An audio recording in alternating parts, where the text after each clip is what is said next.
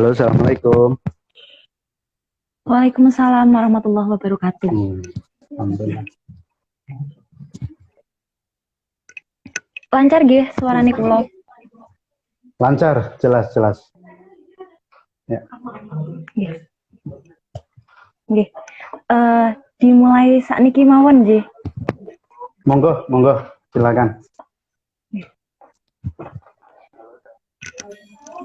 Bismillahirrahmanirrahim. Assalamualaikum warahmatullahi wabarakatuh. Waalaikumsalam Selamat malam. warahmatullahi wabarakatuh. Berjumpa lagi dengan saya Asyatul Afiah dari kelompok 92 KKN RDR 77 di podcast Moderasi Beragama dengan tema Peran Media Sosial dalam Bingkai Moderasi Beragama. Sudah hadir bersama kita orang yang sangat luar biasa, yang sangat produktif dan cukup aktif dalam media sosial. Beliau juga seorang staf di pusat pesantren, di pusat studi pesantren, dan redaktur Iqra ID. Assalamualaikum, selamat malam Pak Moh Salahuddin. Waalaikumsalam warahmatullahi. Selamat malam juga Mbak Asyihatul. Nggih, pripun kabari Bapak? Alhamdulillah, baik. Sehat walafiat. Gimana teman-teman di KKN ini? Alhamdulillah, kita semua juga sehat Bapak. Alhamdulillah. Berapa hari ini udah di KKN ini? KKN udah jalan 25 harian. Oh ya, lumayan.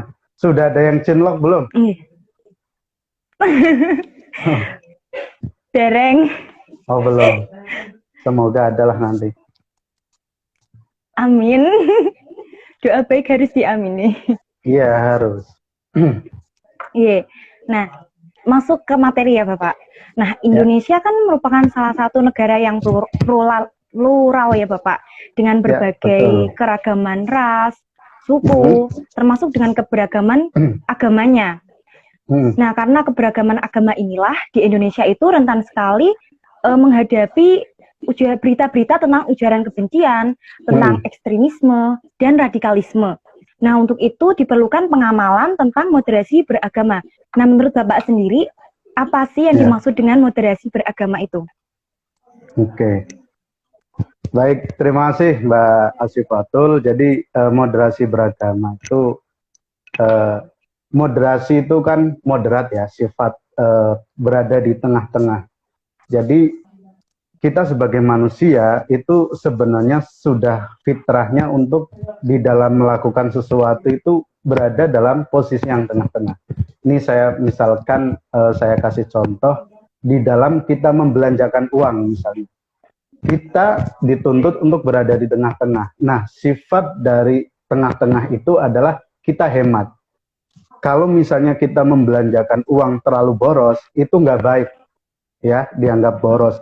Tetapi di sisi yang lain, misalnya kita terlalu pelit untuk mengeluarkan uang, membelanjakan uang untuk membeli kebutuhan tertentu dan sebagainya, itu juga nggak baik. Jadi fitrah kita sebagai manusia itu sebenarnya diciptakan untuk berada di tengah-tengah.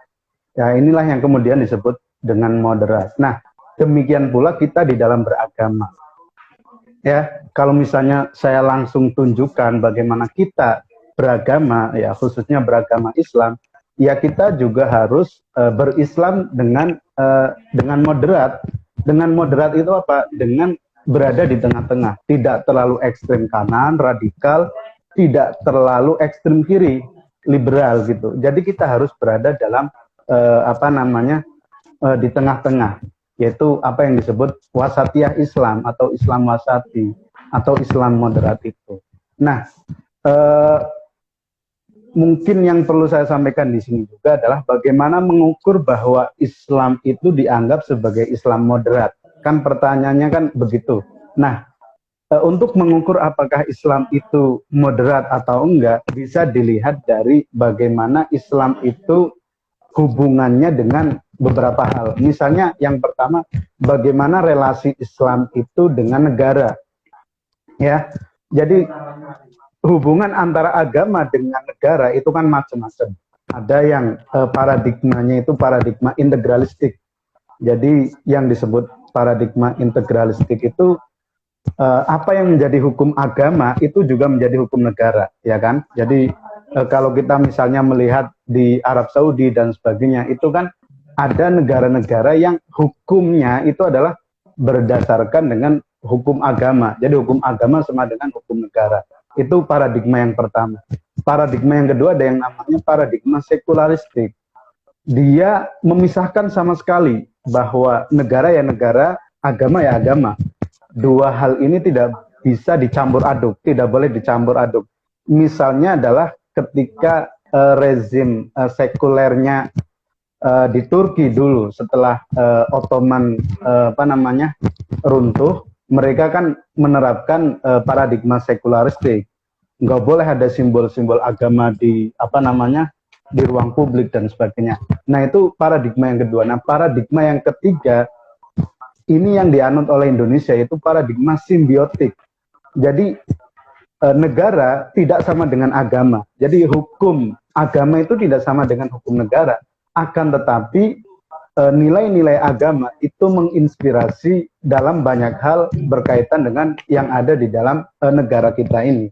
Jadi kalau ditanya apakah Indonesia itu negara agama, jawabannya pasti bukan.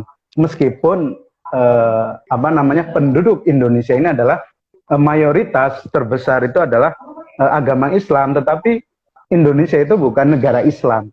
Tetapi nilai-nilai Islam itu menginspirasi cara kehidupan, bahkan perundang-undangan dan lain sebagainya yang ada di Indonesia. Itu salah satu contoh relasi bagaimana Islam moderat itu berada gitu. Nah, nanti ada relasi-relasi yang lain, misalnya Islam dengan budaya. Jadi bagaimana Islam memandang budaya luar ya, misalnya budaya Jawa atau budaya Sunda, budaya Aceh yang berada di luar Islam, bukan semata-mata sebagai sesuatu yang tidak Islami. Nah, itulah yang disebut dengan Islam moderat diantaranya. Jadi kenapa kemudian wayang bisa menjadikan sarana dakwah di Nusantara, di Indonesia, itu karena corak Islam yang ada di Indonesia itu adalah corak Islam yang moderat, yang tidak dengan semata-mata menganggap bahwa budaya di luar Islam itu adalah budaya yang tidak Islami. Nah, itu dua diantaranya. Nanti ada relasi dengan non-Muslim, dengan ketimpangan sosial, dengan pemikiran. Nah, selama Islam moderat ya, bisa mengakomodir kelima hal tersebut, maka itu bisa dianggap sebagai Islam yang moderat atau wasatiyah Islam. Begitu, Mbak. Oke, berarti Islam dianggap moderat kalau tadi memenuhi dengan nilai-nilai 5 tadi ya, Bapak ya? Iya, diantaranya itu bisa dilihat dari kacamata itu. Iya. Masuk ke dalam tema kita sendiri ya, Pak, media sosial. Nah, di era sekarang ini kan penggunaan media sosial sangat aktif ya, terutama sekarang pada saat pandemi. Orang-orang lebih banyak di rumah, lebih banyak membuka WA, membuka IG, seperti itu. Banyak pegang HP lah, terutama untuk mencari informasi, karena kalau lewat media sosial itu lebih mudah gitu kalau mencari informasi dibanding harus baca koran dan sebagainya. Lantas, apakah ada Pak peran media sosial kaitannya dengan moderasi beragama itu sendiri?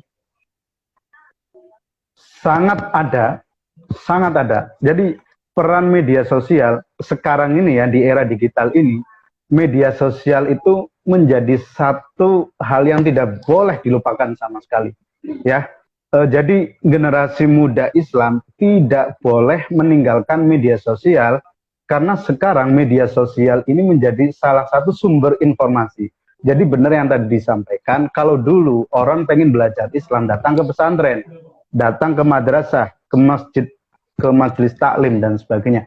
Tetapi di era digital ini, apalagi sekarang ini kita diuji dengan pandemi yang semacam ini, itu semakin mengokohkan bahwa media sosial sekarang ini sangat penting, dan itu menjadi salah satu sarana bagaimana orang itu mengakses keislaman. Coba bayangkan, misalnya nih, orang yang memiliki paham Islam yang moderat tidak mau aktif di media sosial. Lalu yang aktif di media sosial adalah orang-orang yang memiliki pemahaman keislaman yang kanan gitu, yang radikal. Lalu ada orang yang dia tidak memiliki background keislaman, dia tidak bisa mensaring mana Islam yang baik, mana Islam yang moderat dengan enggak. Kemudian dia pengen belajar Islam, ketemu dengan tokoh penggiat media sosial yang dia kebetulan mengajarkan Islam yang radikal. Nah, itu kan bisa jadi radikal. Nah, ini di sini nih bahayanya. Jadi secara tidak langsung atau berhadapan dengan itu, aktivitas kita atau aktivisme atau bagaimana kita mau terjun, berkiprah, aktif, melibatkan diri, mengarusutamakan, menyebarkan Islam yang moderat di media sosial, itu sangat penting, penting banget itu. Karena ya itu tadi yang tadi saya sampaikan, ada orang-orang di luar kita ya, mungkin yang pemahaman keagamaannya mungkin masih baru gitu. Dan dia pengen belajar agama dan dia belajarnya di media sosial. Kalau ketemu dengan orang yang nggak benar, nah nanti dia nggak benar. Sebaliknya, kalau misalnya dia ketemu dengan sosok-sosok yang meneduhkan, misalnya orang-orang yang mengajarkan Islam moderat di media sosial, maka dia juga akan menjadi moderat, kan kira-kira begitu. Padahal orang yang semacam ini, orang yang belajar agama di internet ini ya, di media sosial dan sebagainya, itu banyak sekali jumlahnya. Bayangkan kalau misalnya tidak ada orang yang mau terjun di media sosial gitu. Artinya apa? Banyak orang yang bisa terpengaruh paham radikal karena ketidakmauan orang-orang yang memiliki pemahaman keislaman yang baik untuk terjun di media sosial. Inilah yang kenapa kemudian dakwah di media sosial mengarusutamakan Islam wasatiyah itu penting sekali dan itu punya peranan yang sangat besar. Itu, Mbak. Ya, tadi menarik sekali ya Bapak. Bapak kan bilang orang-orang yang baru belajar agama, lalu di media sosial beliau mencari-cari tentang seperti akun-akun dakwah lah katakanlah. Terus bertemu, yang bahayanya itu bertemu dengan akun-akun radikal ataupun akun-akun liberal mungkin seperti itu. Nah, lalu bagaimana kita mengetahui kalau akun-akun tersebut itu akun-akun liberal ataupun akun-akun radikal? Karena kita sendiri pun baru belajar gitu loh Bapak. Ya. Nah, lalu bagaimana cara kita mengetahuinya? Iya, ini juga menjadi salah satu problem juga ya. Kenapa kemudian kita misalnya tidak bisa semata-mata menyalahkan mereka yang terjerumus ke dalam lingkaran Islam radikal. Kadang-kadang masalahnya di sini.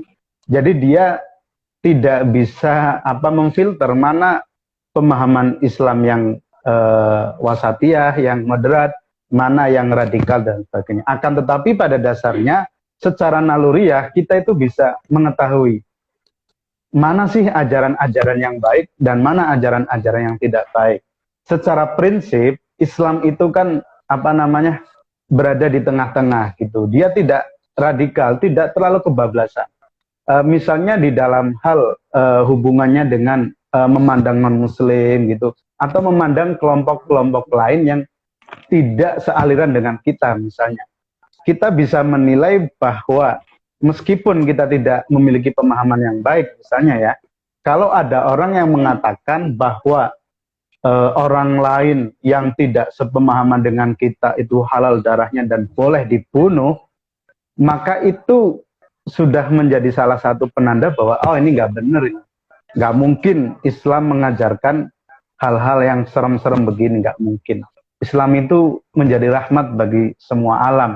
Pasti cara dakwah Islam yang benar itu adalah dengan merangkul gitu ya, bukan memukul, tidak dengan marah-marah, tetapi dengan ramah dan lain sebagainya. Nah, itu salah satu yang bisa kita lakukan untuk memfilter gitu ya. Mana yang kira-kira ini pemahamannya baik, ini enggak. Jadi kita tarik ke dalam nilai-nilai kemanusiaan secara universal gitu. Kalau ada orang kok bilang membunuh itu boleh misalnya. Nah, itu kan bertentangan dengan nilai-nilai kemanusiaan secara universal. Jadi secara naluriah nggak mungkin orang kok boleh membunuh dan sebagainya. Nah, itu diantaranya yang bisa kita upayakan begitu. Ya, berarti intinya kita harus pintar-pintar untuk memfilter Iya, informasi yang kita peroleh di media sosial ya Bapak. Tidak serta-merta betul, kita menerima semua informasi yang ada dalam media sosial. betul. Nah, lalu bagaimana Bapak cara penggunaan media sosial tersebut, cara penggunaan media sosial yang baik dan bijak sebagai sarana dalam kita menyebarkan informasi tentang moderasi beragama? Ya, baik.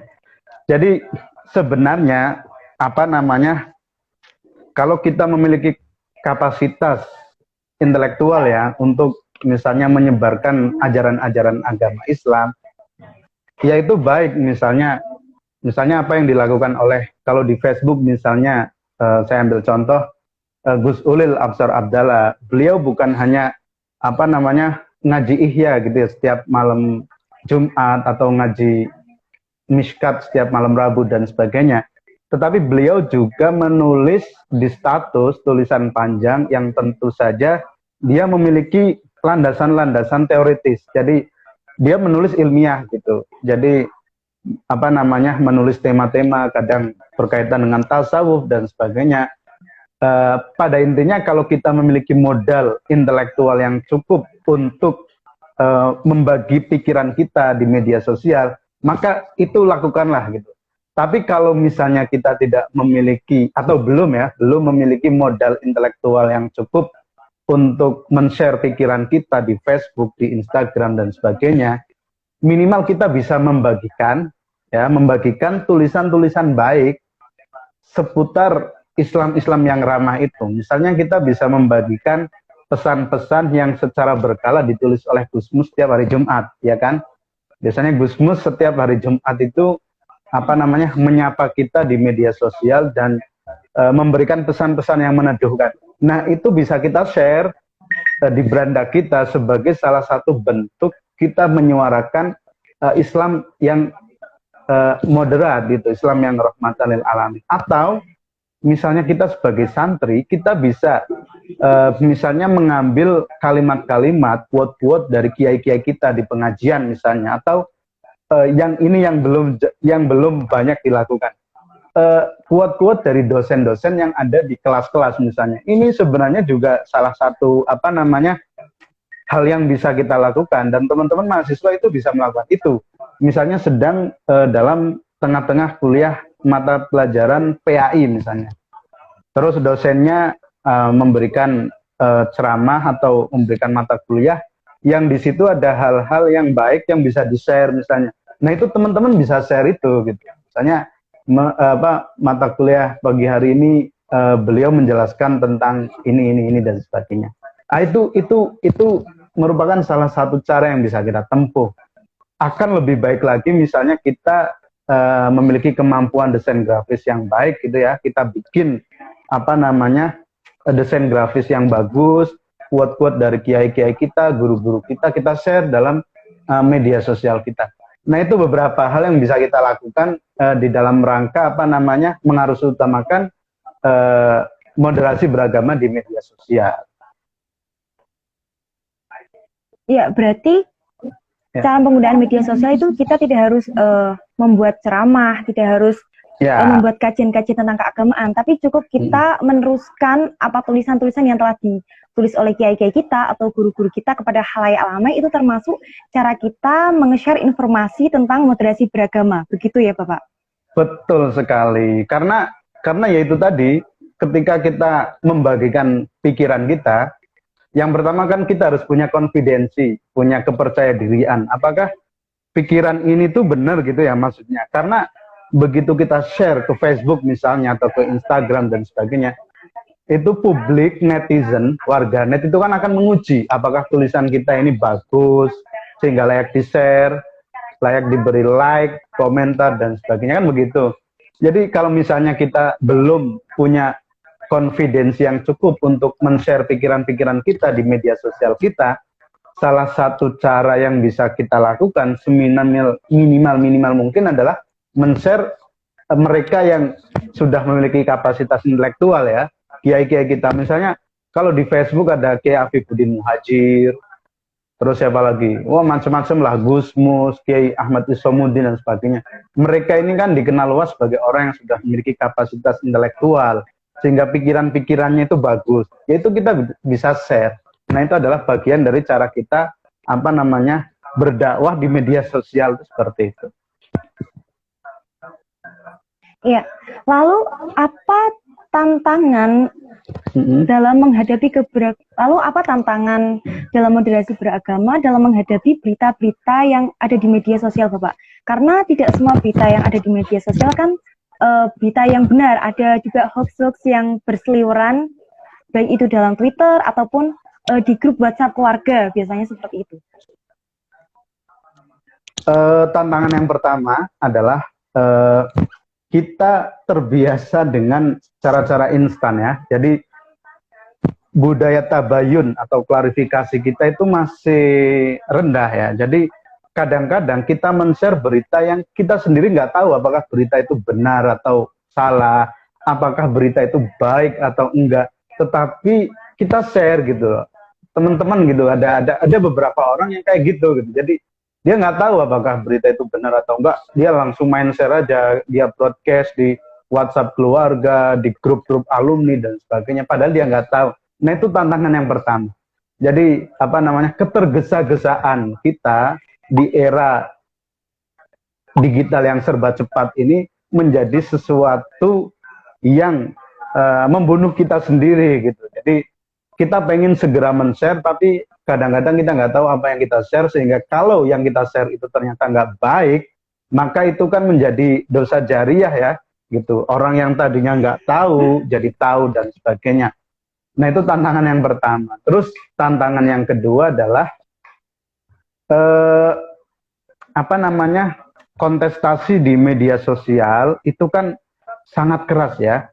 Jadi apa yang disebut sebagai cyberbullying gitu ya, perundungan, itu sangat keras berada di media sosial. Jadi kalau teman-teman berani berdakwah di media sosial ya, misalnya rajin ngebikin konten keagamaan, misalnya dengan membagikan pikiran-pikiran tentang Islam yang moderat, atau misalnya dengan mengcounter paham-paham Islam yang menurut kita nggak benar. Misalnya ada orang bilang wanita haram pakai tas ransel gitu misalnya, perempuan nggak boleh keluar malam dan sebagainya. Misalnya paham-paham itu kita counter, maka biasanya kita harus siap-siap menerima perundungan atau bulian dari mereka.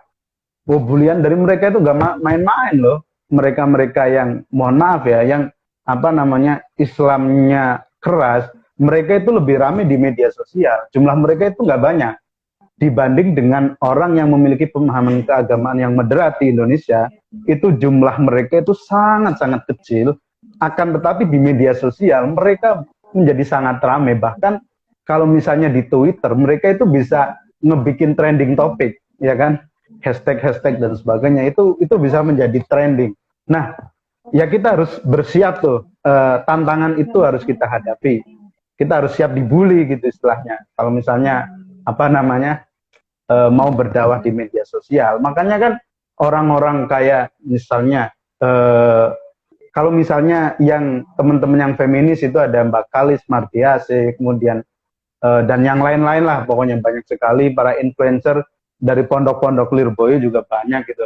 Biasanya kalau mereka yang kadang-kadang suka mengcounter pemahaman keislaman yang radikal, biasanya mereka akan dibully. Bukan hanya dibully, kadang-kadang mereka berusaha untuk gimana supaya disuspend gitu, misalnya Facebooknya nggak bisa dibuka, dirusak dan sebagainya. Nah, itu adalah tantangan-tantangan juga yang harus dihadapi juga ketika kita mau berdakwah di media sosial. Itu juga. Ya, berarti tantangannya itu ada dua ya, Pak. Yang pertama itu adalah yang pertama secara instan. Di antaranya itu, ya. Yang kedua, konsentrasi di media sosial yang sangat keras. Nah, saya ingin menggarisbawahi yang pertama, Pak. Kurangnya cara instan tadi, yang kurangnya tabayun. Kadang kan di grup WhatsApp keluarga itu ada share-sharean dengan dalih ceramah kiai-kiai besar seperti itu, Pak. Nah, tapi terkadang kita sendiri tuh belum tahu itu apakah benar dari kiai tersebut atau tidak. Nah, terus bagaimana cara kita untuk mentabayun berita tersebut, Bapak? Ya, jadi klarifikasi atau minimal begini, minimal kalau misalnya kita pengen men-share sebuah tulisan, men-share sebuah video, kita sudah selesai terlebih dahulu. Kalau kita pengen men-share tulisan, kita harus baca seluruhnya dulu, baru kita mau share. Kita mau membagikan video misalnya, ya kita harus tonton video itu sampai tuntas terlebih dahulu, baru di-share.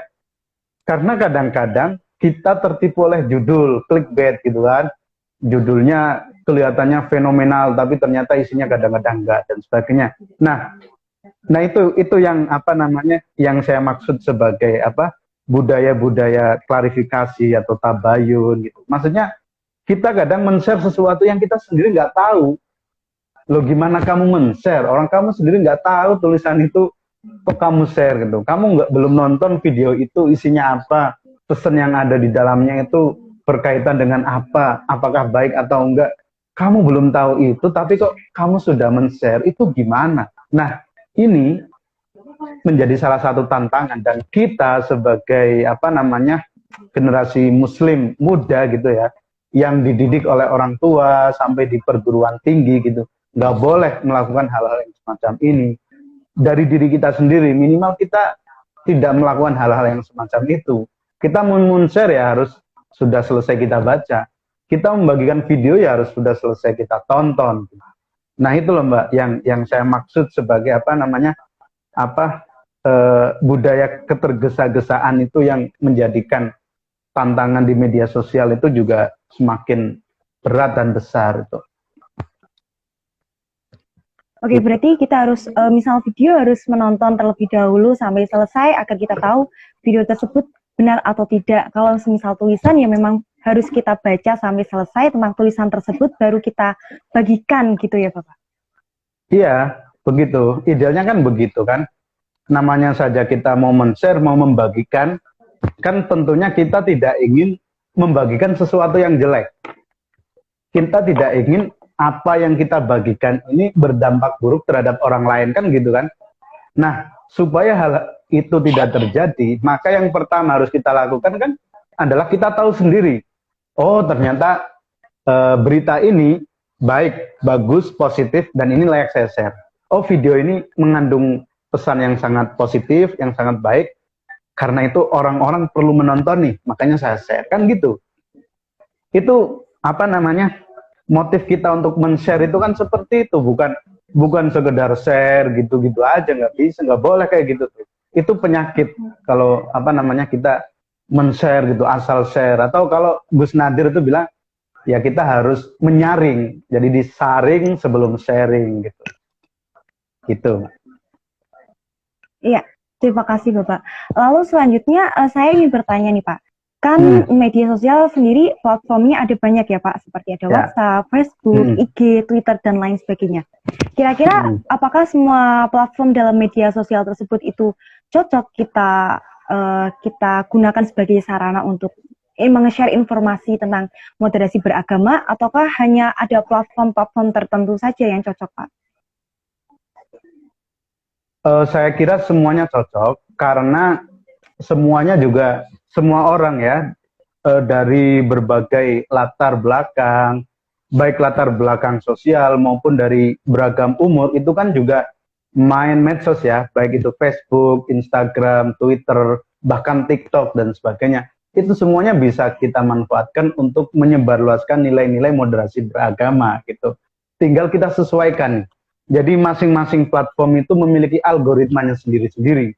Nah ini nanti lebih ke soal teknis. Misalnya di Facebook misalnya, kita harus tahu nih, Facebook itu orang-orang lebih banyak nonton video atau baca tulisan, atau cuman lihat gambar.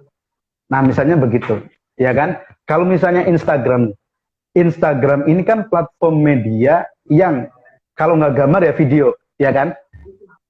Apa namanya? Kita bisa menulis apa namanya tulisan gitu di caption gitu. Tapi apa namanya orang tidak cenderung membaca itu, tidak mesti.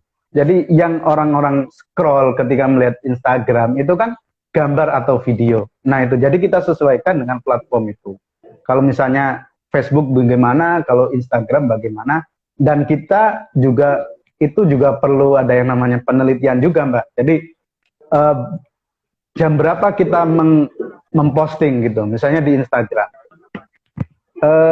Orang-orang itu membaca postingan saya, misalnya nge-like postingan saya, itu kalau misalnya saya posting dari jam, misalnya jam setengah 8 sampai jam 9 misalnya. Nah, tentu kayak misalnya teman-teman KKN mengadakan live streaming jam segini, ini kan juga ada pertimbangannya ya pasti. Nggak mungkin kan teman-teman ngajak live streaming jam 1 malam misalnya, kan karena itu nanti audiennya siapa gitu, mau demit gitu kan udah pada tidur, kira-kira apa namanya, mayoritas sudah pada tidur. Nah, hal-hal teknis semacam itu bisa kita pelajari. Masing-masing platform media punya algoritmanya sendiri, dan kalau misalnya kita sudah terjun ke sono misalnya, kita akan bisa tahu nih, misalnya dari 5 postingan yang ada di Facebook, postingan yang diposting pagi dapat like segini, yang diposting siang dapat like segini, sore segini, malam segini. Nah, dari situ kemudian kita bisa menyimpulkan, oh ternyata audiens atau teman-temanku di Facebook biasanya mereka aktif kalau jam, misalnya jam 7 malam. Karena itu kita misalnya mau menyebarluaskan konten dakwah, itu kita share ya jam 7 malam itu. Nah, itu lebih ke teknis, Mbak. Tapi hal semacam itu juga penting, dan teman-teman yang bergiat di media sosial pasti melakukan itu.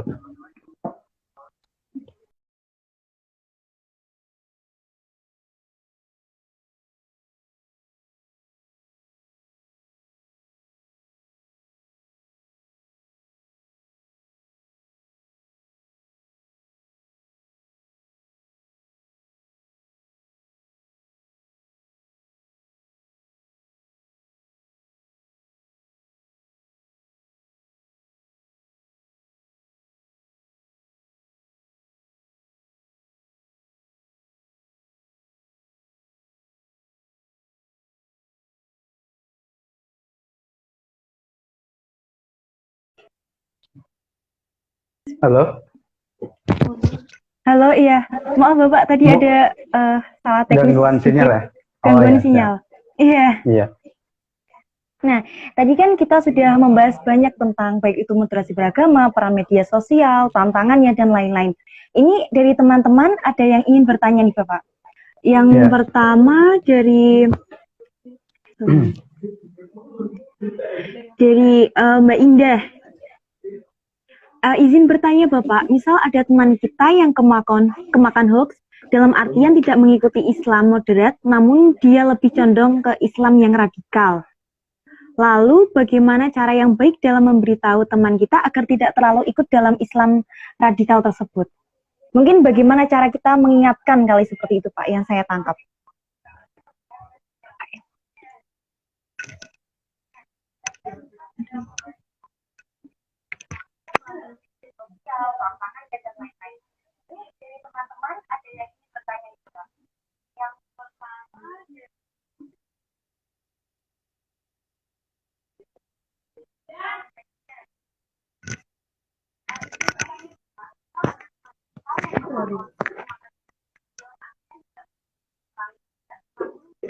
Iya, karena pemateri kita mungkin sedang ada gangguan sinyal, kita tunggu sebentar ya teman-teman. Mungkin teman-teman yang ingin bertanya ataupun menanggapi tentang terkait tema yang kami usung hari ini, bisa langsung menuliskan di kolom chat, biar nanti bisa langsung ditanggapi oleh Bapaknya.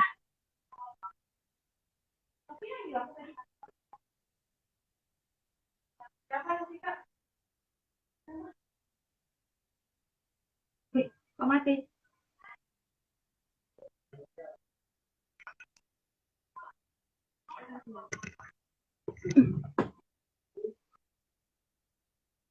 Iya, karena kita ada gangguan sinyal, kita bukan saya. Mungkin teman-teman yang bertanya, Oke, halo Bapak. Ya.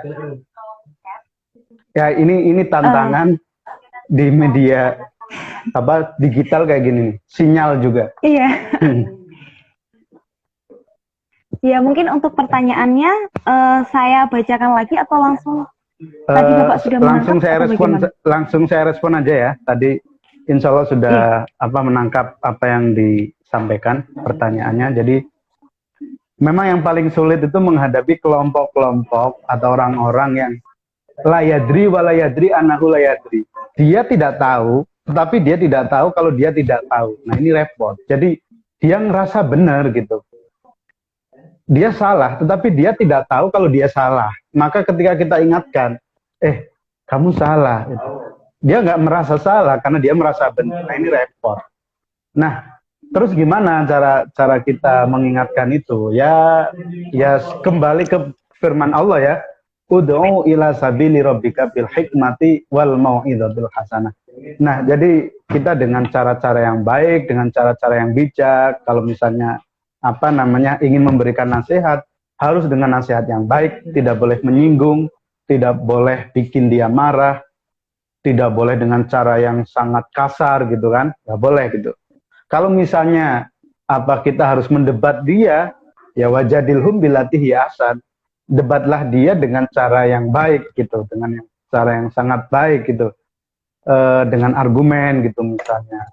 Kamu menurutku tidak tepat dalam hal ini misalnya karena berdasarkan ini begini. Nah, itu seperti itu. Jadi kalau misalnya kita menghadapi orang-orang yang kayak gitu ya, kalau misalnya kita sudah hikmah ya, sudah mau itu hasanah, terus kita sudah jadilhum billati ahsan, tetapi dia masih kekeh dengan pendapat dia, ya udah biarin aja gitu.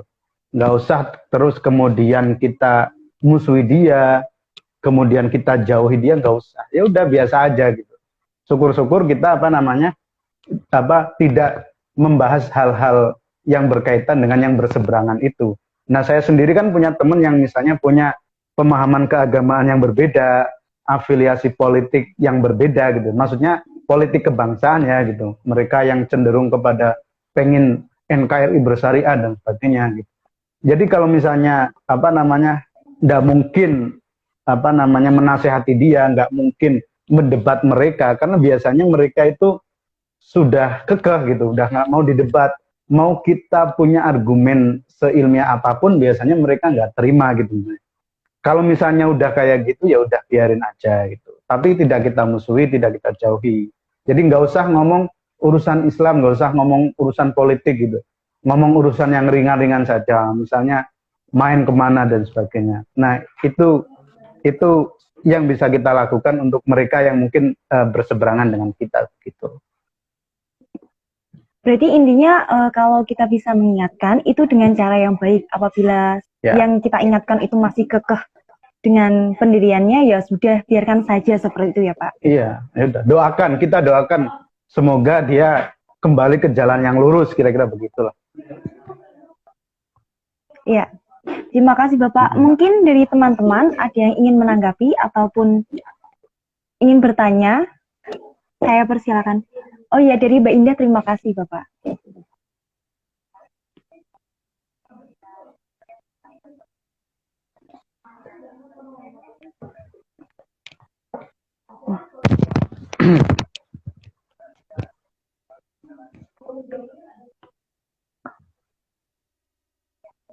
Ya mungkin kita cukupkan dulu ya Bapak, mengingat waktu yang sudah mulai larut malam.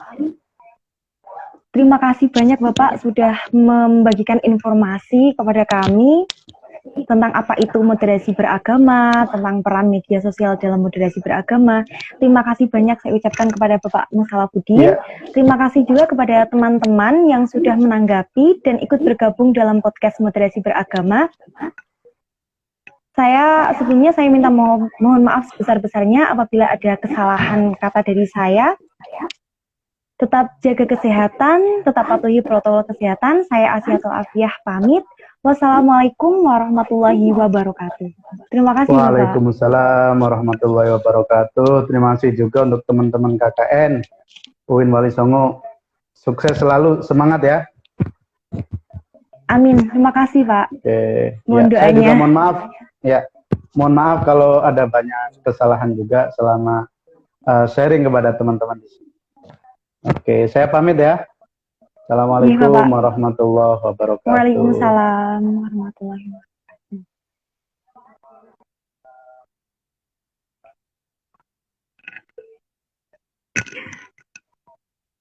Terima kasih ya teman-teman yang sudah join ya, sudah ikut berpartisipasi, bertanya maupun menanggapi. Terima kasih sekali, semoga ilmunya bermanfaat. Bye-bye, wassalamualaikum warahmatullahi wabarakatuh. Ya, Rene. Are you want to end your live video?